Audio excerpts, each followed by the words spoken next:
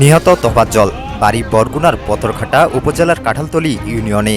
তিনি মানসিক ভারসাম্যহীনতায় ভুগছিলেন বলে প্রাথমিকভাবে জানা যায়।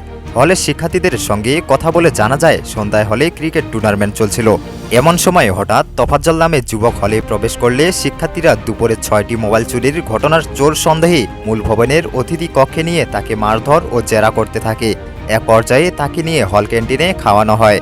এরপর এক্সটেনশন ভবনের অতিথি কক্ষে নিয়ে দ্বিতীয় দফায় বুক, পিঠ, হাত ও পায়ে ব্যাপক মারধর করেন একদল শিক্ষার্থী। মারধরের ফলে ওই যুবকের পা থেকে রক্ত বের হতে থাকে। এরপর রাত 10:45টার দিকে ফের মূল ভবনের অতিথি কক্ষে নিয়ে মারধর করা হয়। এরপর 10টার দিকে প্রক্টোরিয়াল মোবাইল টিমের সদস্যরা এলে মারধরকারীরা তাকে তাদের হাতে তুলে দিতে অস্বীকৃতি জানান।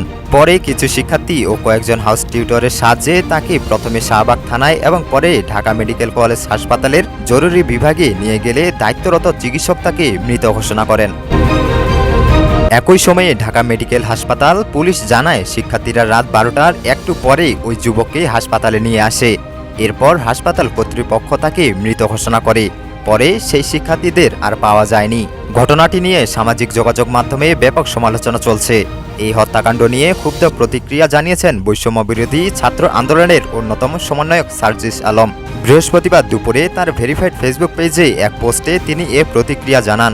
সার্জিস লিখেছেন, মানসিক ভারসাম্যহীন হোক, চোর হোক অথবা দাগী আসামি, কাউকে এভাবে পিটিয়ে মেরে ফেলার অধিকার বা সাহস কোনো একজন ব্যক্তি কিভাবে পায়? মব জাস্টিসের নামে নরপশুর ন্যায় নির্মমতা কখনোই সমর্থনযোগ্য নয়। আইন নিজের হাতে তুলে নেওয়ার ক্ষেত্রে দৃষ্টান্তমূলক শাস্তির এক্সাম্পল সেট হওয়া প্রয়োজন। তিনি বলেন, কে কথায় পরে কি করে সেটা মুখ্য নয়, অন্যায় সবসময় অন্যায়। একটা জলজান্ত মানুষকে পিটিয়ে মেরে ফেলতে যাদের বুক একবারের জন্য কাঁপেনি, তাদের মধ্যে মনুষ্যত্ব থাকতে পারে না। দেশের সর্বোচ্চ বিদ্যাপীঠে ঘটা এমন কাণ্ড নিয়ে এবার কথা বললেন শাইখ আহমদুল্লাহ।